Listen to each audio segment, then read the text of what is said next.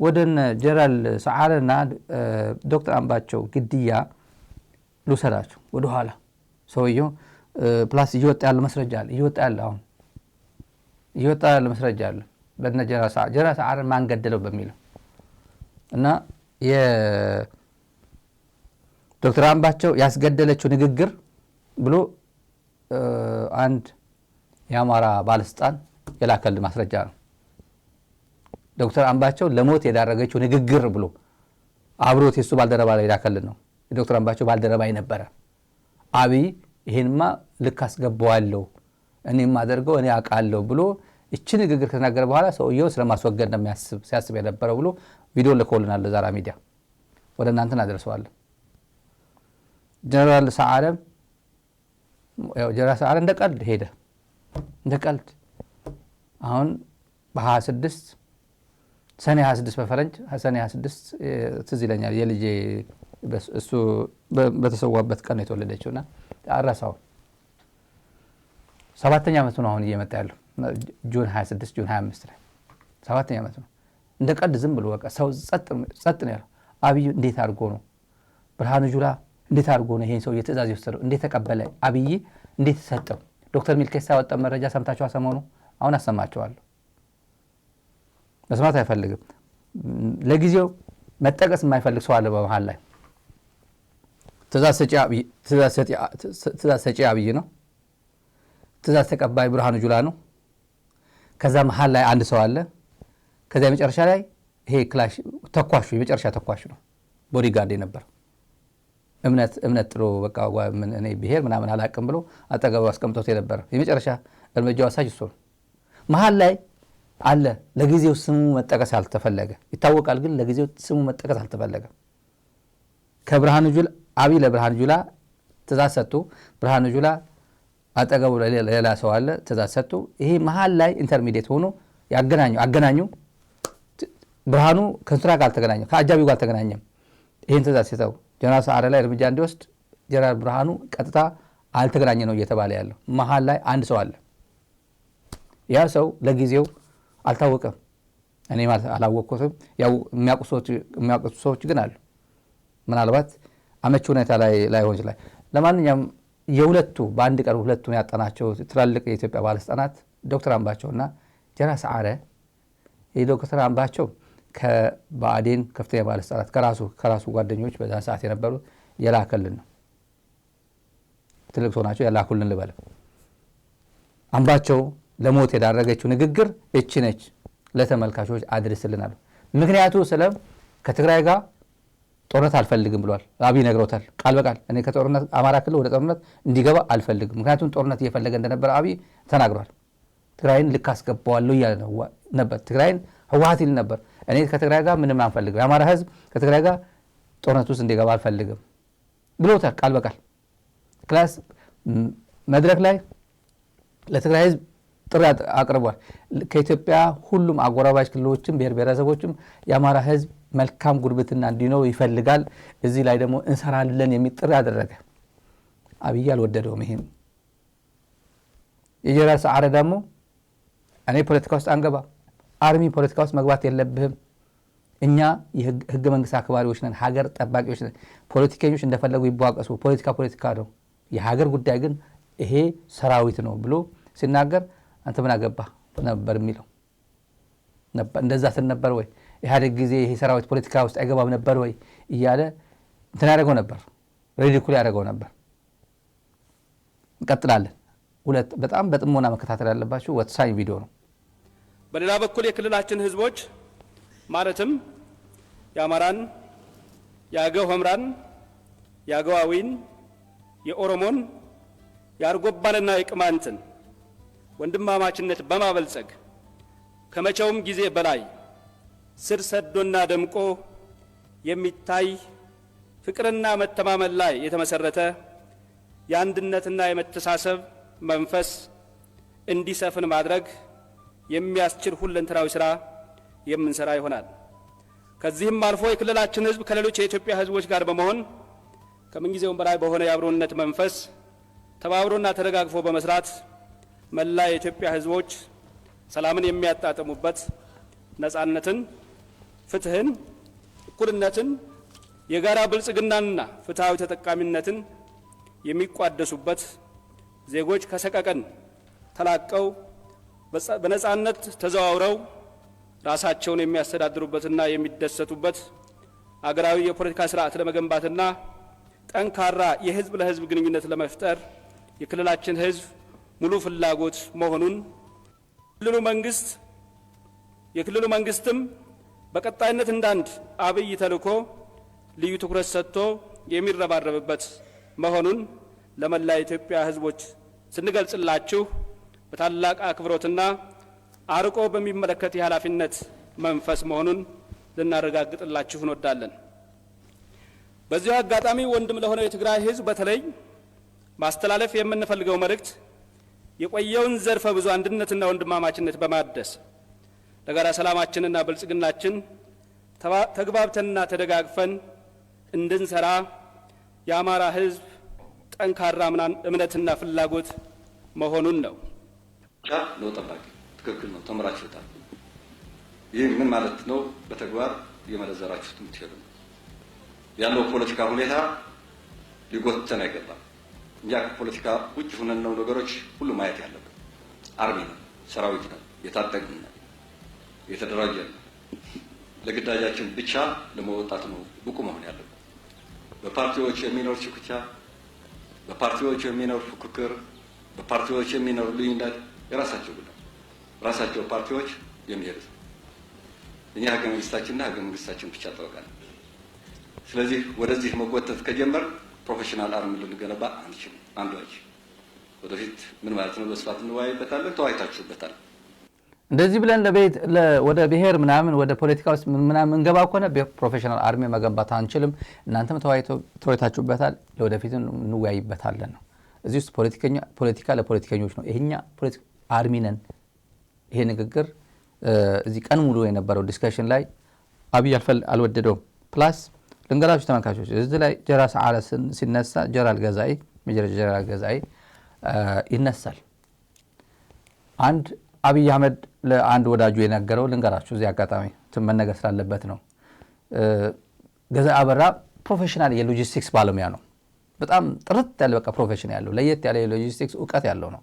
በኢንተርናሽናል ፒስ ኪፒንግ ኮርፖሬሽን የሎጂስቲክስ ሳፖርት የተለያዩ ኮርሶችን ወስዷል እና በአውሮፓ በኔቶ ስታንዳርድ በምናምን ስታንዳርድ የሚሰሩ የሎጂስቲክስ ሚሊተሪ ሎጂስቲክስ እንትን የሚያስተባብር የሚችል አዲስ አበባም የሎጂስቲክስ እና ምናምን አገልግሎት ይሰጥ ነበር። ሳሞራ ከመከላከያ ሲያባረው ያው ጡረታ ሲያወጣው ማለት ነው። እንደወጣ ያቋል አብይ አህመድ ያቋል ምን ያህል ኢንፍሉዌንሻል ሰው እንደሆነ ያቋል። ጡረታ ያለ ሰው ቢሆንም ግን ስቲል ሊያቀርበው ፈለገ። ምንድነው ያደረገው? የአውቶቡስ የአንበሳ አውቶቡስ ምናምን አክሲዮን ማህበር የቦርድ ሊቀመንበር አደረገው። ዝም ብሎ ጠርቶ በምንም ና ታስፈልገናለህ ብሎ አመጣው እና ምናምን የሎጂስቲክስ ምናምን ቦርድ አባል ምናምን እያደረጉ የሆነ አባል አልነበረም። በኃይለ ማርያም ጊዜ ህይወቱን ብቻ ሲመራ የነበረ ሰው በጡረታ ተገሉ በራሱ ህይወት ውስጥ የነበረ ሰው ነው።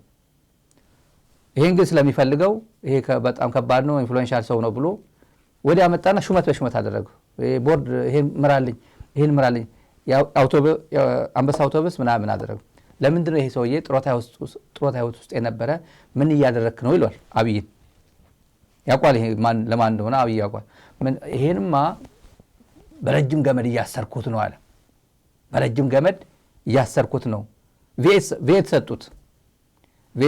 የመኪና ችግር አልነበረም፣ የራሱ መኪና ነበረው። ግን አዲስ ቪኤት ሰጡት። ከዛ ይሄን ቦርድ አባል እዚህ ቦርድ ሜምበር ምናምን እያለ አደረገው። ወዴት እንዳይሄድ ወደ ትግራይ ይሄዳሉ።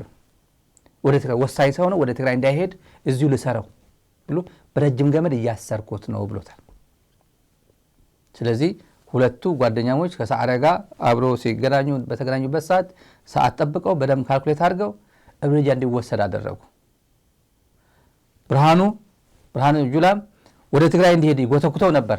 በቃ ልክ እንደነ አብርሃ ኳርተር ሌሎች ወደ ትግራይ የሄዱ ጀነራሎች ይሄም እንዲወጣ ከመከላከያ ጥሎ እንዲወጣ እና ሰውየው የባለጊዜነት ስሜት መጣ።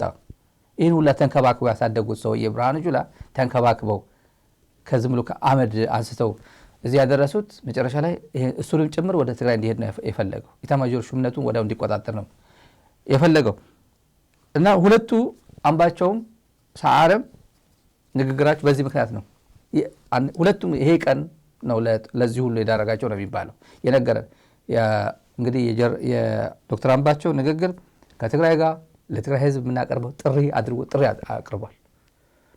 ወንድማማችነታችን ጎረቤትነታችን እናጠናክር የአማራ ህዝብ እና መንግስት ሙሉ ፍላጎት ነው ሲል ኖ ያንተ ፍላጎት አይደለም እኔን ያንተ ፍላጎት ምነግርህ እኔ ነኝ ያለው አብይ። ማንህና አንተ ኦን ቢሃፍ ኦፍ አምሃራ ፒፕል አንተ ለትግራይ ህዝብ አፒል የምታደርገው ጥሪ የምታቀርበው ማንህና ነው ብሎ ነው እሱ ላይ ትኩረት ያደረገው። እንግዲህ የእሱ ጓደኛ የላከልን ቪዲዮ ነው ይሄ ቀን ይሄ ንግግሩ ነው አምባቸው ለሞት የዳረገው ያሉን ነው። አብይን የገደለው አብይን ያስገደለው መብረቅ ነው ምናምን ነው አጠገብ ያለ ሰው በሙሉ ምስክር ነው። እኛ በአይን አላየንም የሚባለው ግን በሙሉ ብአዴኖች ያቀረቡልን ማስረጃ ይሄ ነው። ተመልካቾች ቀጥለን የዶክተር ሚልኬሳ የጀነራል ሰዓረ አሟሟት ላስት ዊክ ያቀረበው ትንታኔ አለ። ጊዜ ካላችሁ ሆም ኮንቨርሴሽን ገብታችሁ ብትሰሙት ትእዛዝ ሰጪ አብይ፣ ትእዛዝ ተቀባይ ብርሃኑ ጁላ፣ ከዛ አንድ ሰው መሀል ላይ ያለ ጋፕ ሚልኬሳ መጥቀስ ያልፈለገው ሰው ነው ወይ የሚያውቀው ይመስለኛል፣ ግን መጥቀስ ያልፈለገው ሰው ይመስለኛል ከይዘቱ ስከታተለው። ከዛ በኋላ ወደ 10 አለቃው ነው። 10 አለቃ የመጨረሻ ተኳሹ ነው። መሀል ላይ ያለው ሰው አይጠቀስም። አንድ ደቂቃ አድምጡት። ሚሊየን እርግጠኛ ሁኜ የምነግራችሁ ሰዓረ መኮንንን የገደለው ብርሃኑ ጁላ ነው በአብይ ትእዛዝ። በቀጥታ ግድያውን የፈጸመ ሰው የሰዓረ መኮንን ጠባቂ ነው፣ እሱ ይታወቃል። ትእዛዙን እንዴት ወሰደ በዲቴል ቀኑ ሲደርስ ይወጣል። እኔ እዛ ውስጥ አልገባም፣ የሚጎዳ መረጃ ስላለ ነው። እዛ ዶክተር አምባቸው መኮንንን ገደሉ፣ እዚህ ደግሞ ሰዓሬን ገለው በአማራ ተገደለ ተባለ። ጥበቃው አማራ ነው የገደለው ተባለ። ከዛ ማንም ሰው እንዴት የሚለውን አልተፈተሽም።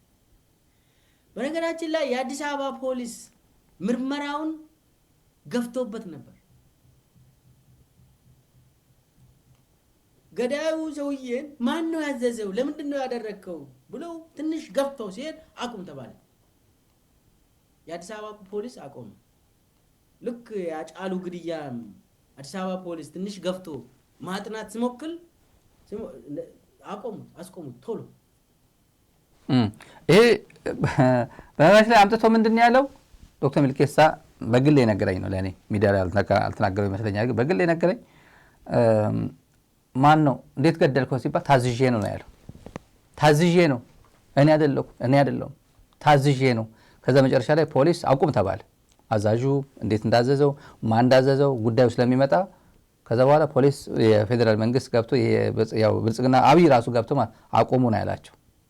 ታዝዤ የመጀመሪያ ቃል የሰጠው ግን እኔ እኮ ታዝዤ ነው ምን አድርገው ነው ያለው። እያለቀሰውላ ነው እንደዚያ ነው ልጁ በቃ ግራ ገብቶት ማለት ነው።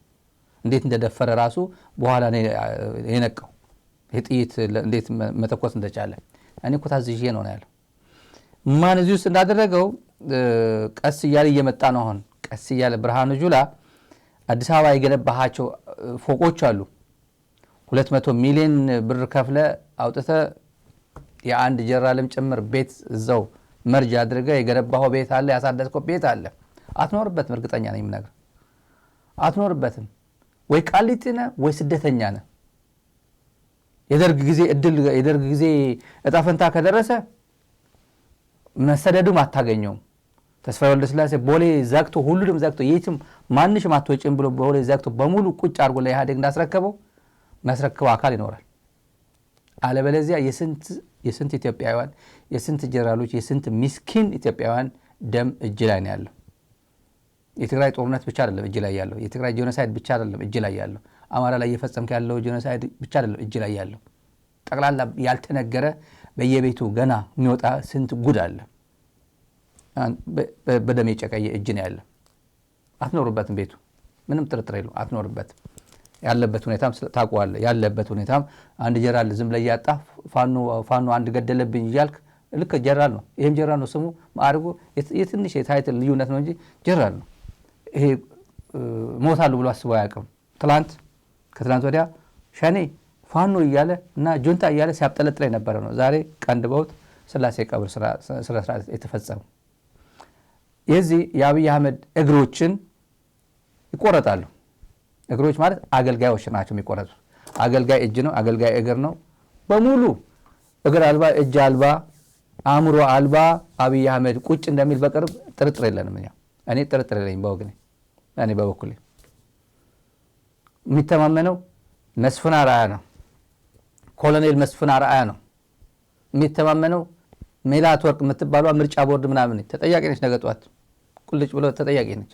የትም እኔ እኮ ምርጫ ቦርድ ነበርኩኝ፣ እኔ እኮ ሲቪል ነበርኩኝ። ሲቪል ተቋማት ኢንስቲትዩሽንስ ዲሞክራቲክ ኢንስቲትዩሽንስ የሚባል ተቋማትን ተገና አድርጎ ነው አብይ አህመድ የሚባል የገለገነ ዲክታተር 4 ኪሎ የተቀመጠው።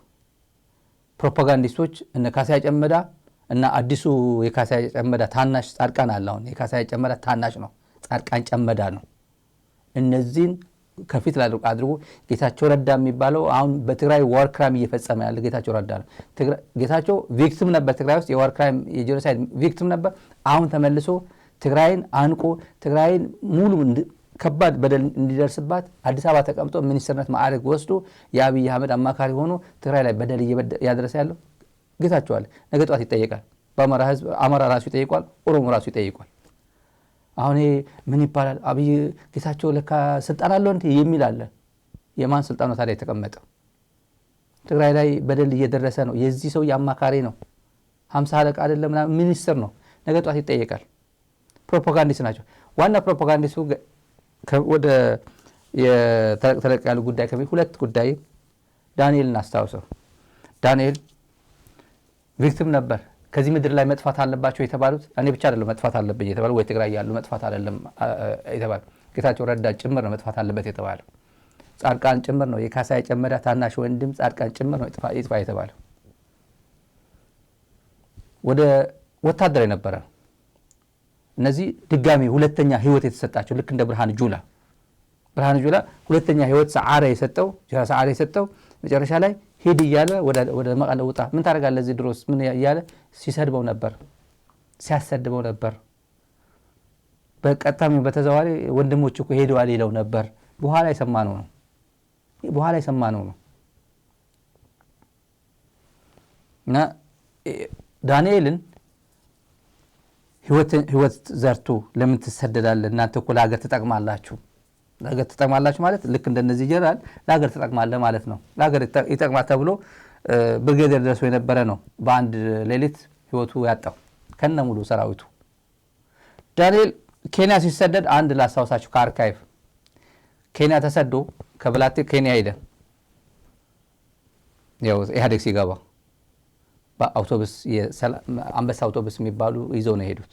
ከዛ ሲመጡ በድርድር የመጡት አንደኛ ትቀጡናላችሁ ወይ እንደ ወታደር ታዩናላችሁ።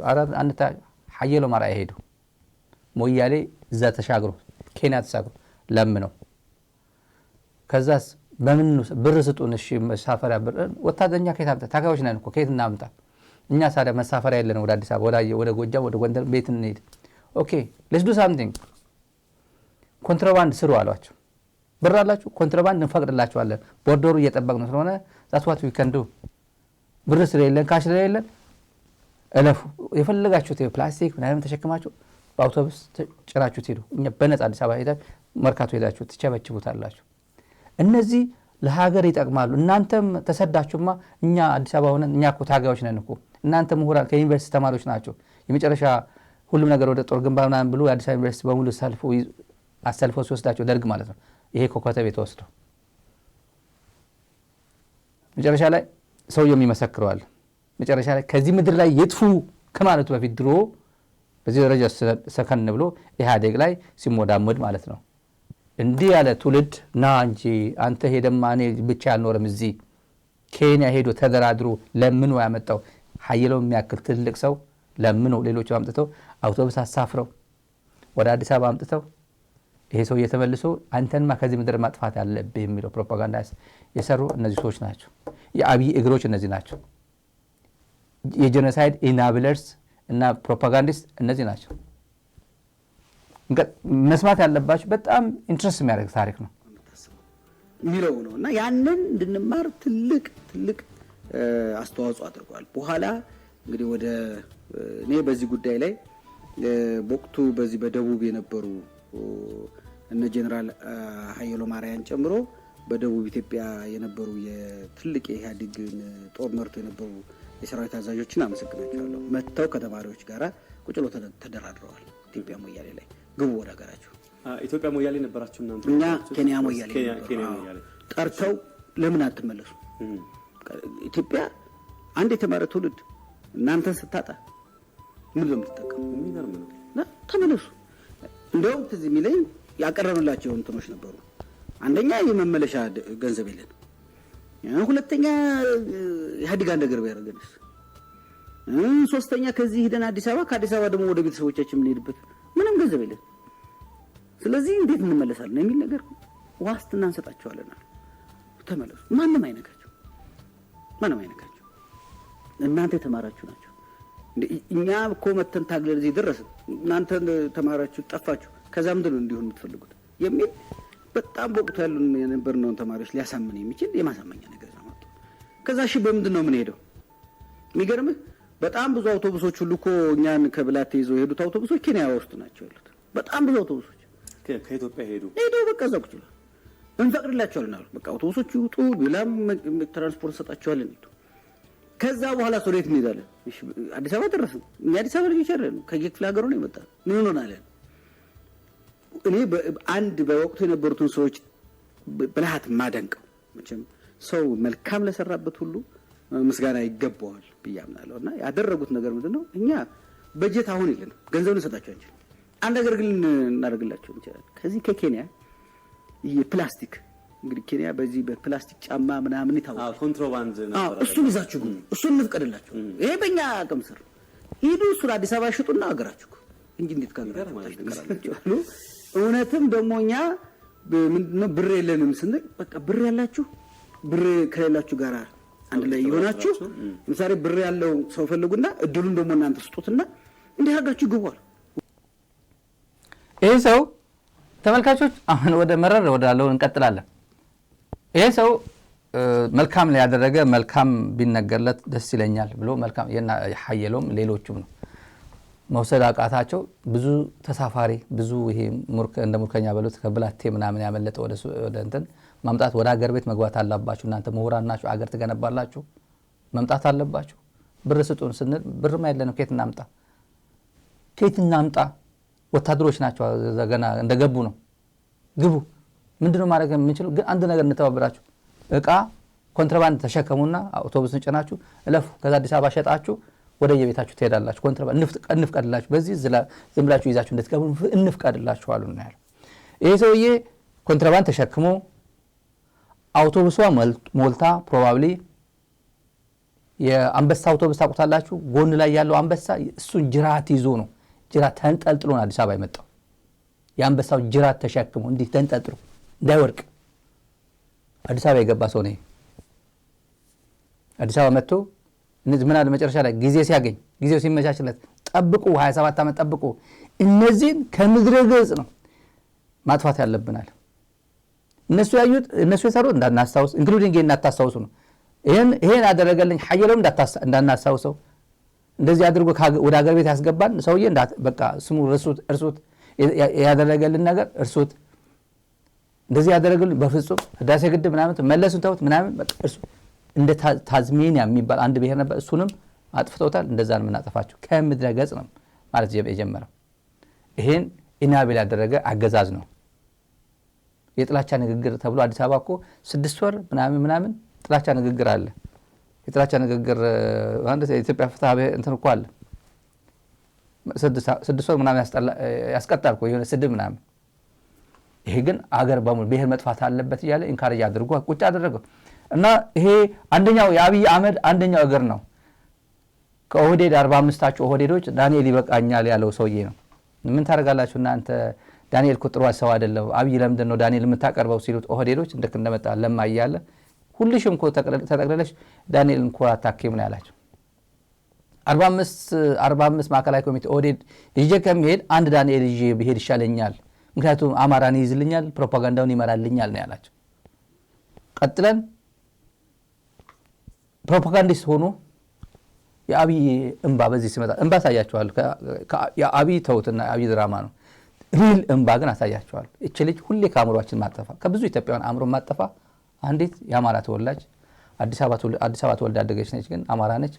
የሷ እንባ እንዲሁ በጉንጭ ሲፈስ ይታየኛል ብሎ ለመሳል ነው። የልጅቷ በአካል አሳያቸዋለሁ።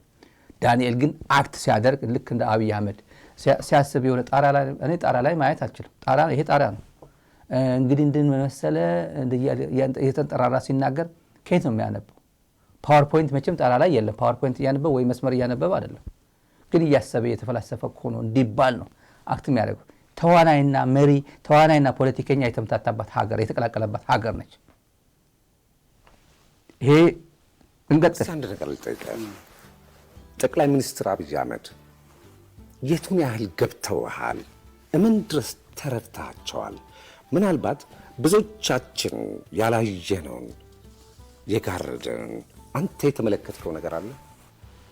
እኔ በተለይ ከሳቸው 4 ነገሮቻቸውን እወድላቸዋለሁ፣ ወይም ከነዚህ 4 ነገሮቻቸው ጋር መስራት ፈልጋለሁ። የሚያሰራኝ ነው አንድ ለኢትዮጵያ ያላቸው ጥልቅ ፍቅር። ይሄ ከመጀመሪያው ቀን ጀምሮ እስካሁን ድረስ ባለማቋረጥ ሁሌ የማየው የተረዳሁት ነገር ነው። አንዳንዴ ቁጭ ብለን ስንነጋገር ኢትዮጵያ የሚለውን ቃል ሲያወጡ እንባቸው ሲመጣ አየዋለሁ። የምርህ ነው? አዎ። አንዳንዴ ቁጭ ብለን ስንነጋገር ኢትዮጵያ የሚለውን ቃል ሲያወጡ እንባቸው ሲመጣ አየዋለሁ። እንትና ራሱ ጋዜጠኛው ተወዳጁ ጋዜጠኛ ማን ነበር ስሙ? ወደዋለሁ ድምፁ ከነ ምናምን የምርህን ነው አለው። ተጥራጦታል ኮረዲ ግን ምን የምርህን ነው ያለው። ኢትዮጵያ የሚለው ነገር ሲል እንዲህ ሲፈስ አያዋለሁ። አብይ ኢትዮጵያ እንዴት ነው መውደዱ የምትገልጸው? ኢትዮጵያን ባለመብላት፣ ባለመዝረፍ፣ ኢትዮጵያውያንን ባለማዋረድ፣ ባለመግደል፣ ጄኖሳይድ ባለመፈጸም፣ እርስ በርስ ባለመጋጨት፣ ዕዳ ውስጥ ባለመክተት፣ የኢትዮጵያውያንን እድል ባለመቀጨጭ፣ ተስፋ አልባ የሆነ ወጣት ባለመፍጠር 135 ሚሊዮን ምናምን ነው እያለ ጦርነት ማውጅ በመሆን ነው የምትወደው ፍቅር የምትገልጸው። ባለማጭበርበር፣ ዝረፉ ብሎ ዝረፍ፣ ግን ብዙ አታብዙት። ሻለቃ ዳዊት የሚባሉት ጥሩ የእርዳታ ኮሚሽን በደርግ ጊዜ የአደጋና ምናምን ዝግጁነት ኮሚሽን በነበሩበት ጊዜ አለኝ አንድ ወዳጅ ሲያትል ሄጄ ነገረኝ ነው። ድሮ ጅግጅጋ ሰው ሄዶ ታሰረ። በደርግ ጊዜ ነው 1970ዎቹ ምናምን ነው። የመንግስቱ ኃይለማርያም ሹመኛ ነበሩና እገሌ ሄዶ ለምንድን ነው የታሰረው? ታስሮ በሙስና የታሰረ ሰው ነበር ጅግጅጋ። ምንድን ነው የታሰረው? እንደዚህ ዘርፎ እህል ዘርፎ የእርዳታ ምናምን የሶማሊያ ተፈናቃዮች እርዳታ ሲበት እዛው ሲሰራጭ ዘርፎ ነው።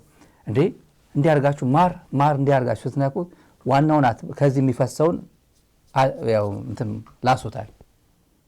ማር እንደዚህ ከዚህ የሚፈሰው ነው ላስ ብታደርጉ ችግር የለው፣ ዋናውን ግን አትብሉት አለናል ሻለቃ ዳዊት። አብይ እንደዛ ነው ያላቸው። ዝረፉ ግን አታብዙት፣ እንዲታወቅ አታድርጉ ነው ያለው። ሐዋሳ የነገራቸው 1500 ካድሬ ሰብስቦ የነገራቸው ነው። አሁን አዲስ አበባ ያለው ዘረፋ ባለሀብቶች ምንድን ናቸው? አዲስ አበባ ያላቸው አይነገርም። ገሌ ብል ኬዞች አሉ፣ ማቃቸው ኬዞች። ምንጩ ያልታወቀ ገንዘብ 200 ሚሊዮን አለ ኪስ ውስጥ ባንክ ውስጥ አይቷል ይባላሉ። 200 ሚሊዮን ምንጩ ያልታወቀ። ከዛ ታርጌት ይደረጋሉ። ከዛስ ኔጎሽየት እናርክ 20 ሚሊዮን አስገባ፣ አለበለዚያ ወደ እንትን እንገባለን። 20 ሚሊዮን አስገባ። ማን የማይታወቁ ሰዎች እነዚህ እገሌ የማይባሉ ሰዎች ናቸው እነዚህ። 20 ሚሊዮን አስገባ፣ ጉምሩክ ይሄን ያክል እንጥልብሃለን ግብር ነው የሚባል እና ቀጥታ ወደ አካውንታቸው የሚገባው። አካውንታቸው ሲገባ ጥርጣሬ ይዘኛል፣ ፖሊስ ይዘኛል፣ ምናምን ትራንዛክሽን ይታያል፣ ምናምን ችግር የለበትም። በኢህአዴግ ጊዜ በደርግ ጊዜ ምናልባት በዘመድ አዝማድ ወደ ቻይና አስገባልኝ፣ ወደ ስዊዘርላንድ አስገባልኝ፣ አሜሪካ ለእገሌ የሚባል አካውንት አስገባልኝ፣ ዱባይ ላክልኝ ነው የሚባለው እንጂ ቀጥታ ወደ እኔ አካውንት ላክልኝ የሚል የኢህአዴግ ባለስልጣን ሊኖር አይችልም። ወይ በጸሐፊው በኩል ወይ በአጃቢ በኩል ምናምን እንደዛ ነው። በዚህ ዘመን እንደዚህ አይደለም። በቀጥታ ወደ እኔ አምጣው ላከው። ፖሊስ አዛዥ ምንድን ነው የሚባለው? ትራፊክ ነው የሚባሉት። ትራፊክ አንድ ዘመዴ ምን አለች? አዲስ አበባ ዘመዴ ነች። ቁጥር ሰጠኝ አለች። ትራፊኩ አስቆመኝና ቁጥር ሰጠኝ፣ ቴሌፎን ቁጥር ሰጠኝ። ምን እየለከፈኝ ነው እየጠበሰኝ ነው ምንድን ነው ምናምን ብዬ እንትን ሳደርግ ቴሌብር ነው በቴሌብር አስተላልፊ ነው። ልክ እንደ አሜሪካ ዜል ካሻፕ የሚባል ቁጥር አለ ስክሪን ላይ እንደዚህ እናለ ቁጥር እየሰጣት ያለው ይታወቃል። በቴሌብር ላኪ እያላት ነው ሰው። እሷ ደግሞ በዚህ ሰጠ እኔ ትልቅ ነኝ እየጠበሰኝ እየለከፈኝ ነው ምናምን አልኩ። በቴሌብር ላኪ ትራፊክ ገንዘብ በቃ ላኪ። ይሄ የፈጠረ አገዛዝ ነው አብይ አህመድ አሊ እንዲህ እንባ እያፈሰሰ የሚለው ትክክለኛ እንባ። ቀጥዬ ላሳያችሁ።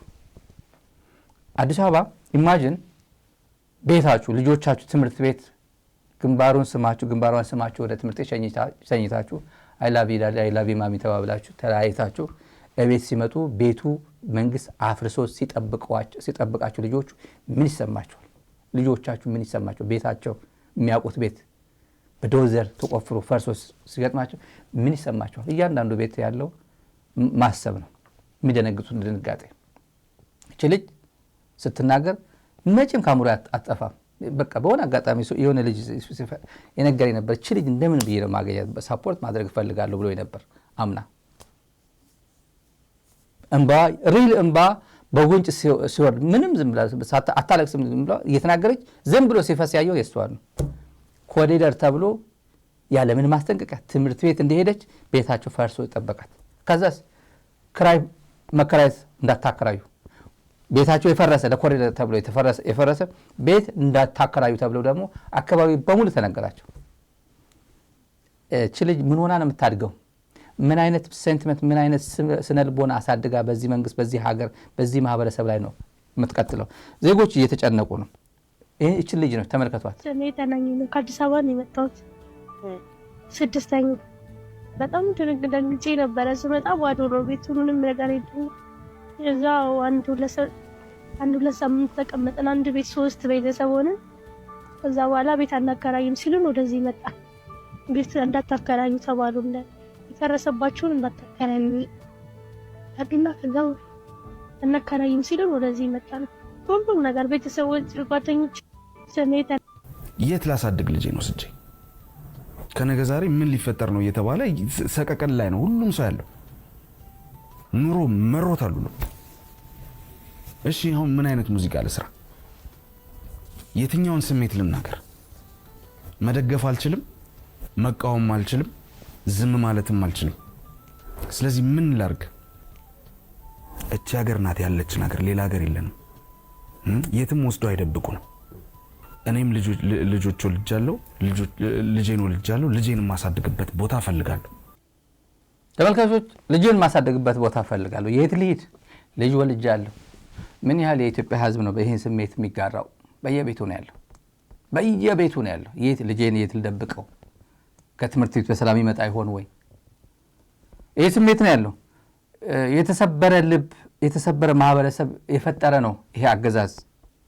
ሮሮ ማሰማት እንደ ማለት ብርቅ የሆነበት የማይቻልበት። ለምን ታለቅሳለህ? እያደግን እኮ ነው። ይሄን ያክል ኮንዶሚኒየም እኮ ለድኩማን እኮ የድሆች እኮ እየሰጠን ነው ትላለች ማናት? አዳነች አበቤ ኮንዶሚኒየም እየሰጠው ነው የምትለው። የሰው ኮንዶሚኒየም በልታ 40 60 በሉት 20 80 ምናምን በሉት። ይሄ ሁላ ከአረብ ሀገርም ከአሜሪካ ከአውሮፓም ስንት ዓመት ብዙ ነገር ሸቅሎ አዲስ አበባ ያለው አስተማሪውም ግብርናውም ከየትም ተበድሮ የቆጠቡ ብር በልታ አዲስ አበባ እየሰጠው ነው ትላለች አዲስ አበባ። እና ልማቱን ያለማውላችሁ ነው ትላለች። ቲክታከር ከለንደን አምጥታ ታሰራለች። ይሄ መንግስት ገዳይ መንግስት መሆኑን ለሶሻል ሚዲያ እነዚህ ቲክታከር ላይ ኮኖት ዲፔንደንት የሆነች ይሄ መንግስት ኢትዮጵያ ውስጥ የኢትዮጵያ ችግር በቲክታከር የሚፈታ ነው የሚመስለው። እንዲህ ከፍቶ ሞባይል እንዲህ ከፍቶ ታፕታፕ አድርግልኝ አበባ ስጠኝ አንበሳ ውርድልኝ ተብሎ የኢትዮጵያ ችግር የሚፈታ ከሆነ አልገባህም ማለት ነው። የገጠመ ችግር አልገባህም ማለት ነው። ይሄ ሰውዬ በቲክታከር ነፍሱን አላዳነም። ጀነራሉ ትላንት ወለጋ የተገደለው በቲክቶከር ይሄን ቲክቶከር ነው ማን ነው ከለንደን አምጥታ ማንንም ብታሰልፍ አታድነው እነሱ ለልጆቹ ልትጠቅማቸው ትችላለህ በእነ አክሊሉ ሀብተወልድ በእነ ስዩም መስፍን በእነ መለስ በእነ ኃይለ ገብረስላሴ በእነ ጥሩነሽ የተገነባ ኢሜጅ በቲክቶከር አትገነባውም እየነገርኩ ነው ለጊዜው የሆነ ነገር መደበቂያ ምናምን ሶሻል ሚዲያ ላይ አንድ ሳምንት ሁለት ቀን አጀንዳ ታደርጋለህ ይጣፋል ከዛ በኋላ ኢትዮጵያ ከባድ ችግር ውስጥ ነው ያለችው የመኖርና አለመኖር ጥያቄ ውስጥ የህልውና ጥያቄ ውስጥ የገባ ማህበረሰብ ነው ኢትዮጵያ ምድር ላይ ያለው ውስብስብ ይሆነ ውስብስብ ትግራይ ላይ የኤግዚስተንስ ጉዳይ ገጥሞኛል ብሎ ያለበት ሁኔታ ያቋል አብይ አህመድ ያቋል አማራ ላይ ጀራሉን የበላ ኮሎኔሉን ያጋደመ መስዋዕትነት እየከፈለ በድሮ እየተቀጠቀጠ ይኸው 3 ዓመት ከምናምን ዘለቀ ኦሮሚያም ተመልከቱት ወራና ቢስማ ኦሮሞ ከዚህ በኋላ ለኦሮሞ ህዝብ በይ ሁሉ ማለት መስዋዕትነት ከፍላለ ብሎ እየከፈለ 8 ዓመት ሙሉ መስዋዕትነት እየከፈለ ነው the same is true for አፋር ሌላ አካባቢ እንደዛው አሁን አብይ አህመድ ከዚህ በኋላ ኦሮሞ ምን ጉዳይ አለ ይሏል አሁን የኦሮሞ ፖለቲካል ኤሊት የገጠመው ጉዳይ አለ በትግራይ ጊዜ በኢህአዴግ ጊዜ ትግራይ አዲስ አበባ ህወሓት በነበረበት ጊዜ አብሮ ከኢህአዴግ ጋር የወያኔ መንግስት ይባል ነበር የወያኔ መንግስት የትግራይ የበላይነት ምናምን ይባል ነበር እና ኢኮኖሚው በላው አፈር ከጅማ ወሰደብን ምናምን እንደዚህ ያደረገ ኢኮኖሚ ተቆጣጣረ ትምት እንደዚህ ያደረገ ይባል ነበር ኦኬ ስልጣን ወሰድከው አሁን ይሄን ትረግመዋለህ ኦሮሞ እንዴት ነው አሁን እንዴት ነው ይሄን እንዴት ብለ ነው ካቴጎራይዝ የምታደርገው አሁን የኢትዮጵያ ችግር ህዝቡ ለማነሳሳት የትኛው ነው ማስተር ፕላን ነው ማስተር ፕላን የሚባል ጉዳይ አለ አሁን ከማስተር ፕላን በላይ አዲስ አበባ ጠራርጎ አላስወጣው ሸገር ምናምን ይያለ ከፋብል ብትንትን አላረገው ጉዳይ አለ አሁን መቼም የበላይነት አትልም ራሱ የትግራይ የበላይነት የወያኔ የበላይነት ስትለው እንደነበር አሁን የኦህዴድ የበላይነት አትለው ኦህዴድ ነው ያለው ለዛውም በግልጽ በኢህአዴግ ጊዜ 999 ነበር ሁሉም 45 ማዕከላዊ ኮሚቴ ነበር አሁን ግን አይገባኝም እኔ ከትግራይ ጋር ከአማራ ጋር ከኦሮሚያ ጋር ከደቡብ ጋር አይገባኝም እኔ 34% ይገባኛል ኦህዴድ ግዙፍ ክልል ግዙፍ ህዝብ ስላለኝ በህዝቤ ቁጥር ብዛት 34% የኔ ነው ብሎ ቁጥሩ ለክቶ ስልጣን የተቀበለ ነው ማዕከላዊ ኮሚቴ የሥራ አስፈጻሚ ቦታ የተቀበለ ነው እኔ አይደለም ያስቀመጥኩት አብይ አህመድ እነ ለማ መገርሳ የነበረበት ጊዜ ነው 34% ቁልጭ አድርጎ የድሮ እኩል ነበሩ አሁን ግን በግልጽ ኦህዴድ እኔ ይሄን አክል ነው የሚገባኝ ብሎ አሁን የኦህዴድ መንግስት ቢባል ቅር የሚለው ሰው አለ እርግጠኛ ነኝ ስለማቀው ነው የኦህዴድ ብጽግና ስትል የምን ኦህዴድ እኮ የለም ኦህዴድማ ኦሮሞ እኮ እየተመታ ነው ይላል ኦሮሞ እኮ እየተደበደበ ነው ይላል አው እየተደበደበ ነው ምን አይነት መንግስት ስለዋለ ይሄን እና ትግራይ ተመችቶት ነበር እንዴ ህወሓት ወይ የወያኔ መንግስት በሚባልበት ትግራይ ተመችቶት ነበር እንዴ ትግራይ በባዶ እግሯ ስትሄድ ነበር እኮ የትግራይ እናት በዛ ሰዓት በባዶ እግሯ ባጼ ምኒልክ ጊዜ በባዶ እግሯ ባለስላሴ በባዶ እግሯ አሁንም በባዶ እግሯ ትሄዳለች እኮ የትግራይ እናት ግን ሁሉም እንዴት አድርጎ ጀነራላይዝ ሲደረግ እንደነበር እናውቀዋለን አሁን ወደ አንድ ናሬቲቭ መምጣት ያቃተው እዚህ የተወሰነ ኤሊት አለ በትራንትናው እንዳይሄድ ምን ምክንያት አደርጋለሁ ወያኔ የለ አማራ የለ ማምን የለ በኦሮሞ ስም ተደራጅቶ ስልጣን ላይ ተቆጣጠጠ የጥቂቶች መንግስት ነው 4 ኪሎ ያለው የጥቂቶች መንግስት ግን በኦሮሞ ህዝብ ኮታ የመጣ 34% ይገባኛል ኦሮሞ ብሎ የመጣ ነው እና ምን ብለን የምታመካኘው ነው ከበድ የሚያደርገው ናሬቲቭ መስራቱም የሚያቀታቸው ይመስለኛል አንዳንዶቹ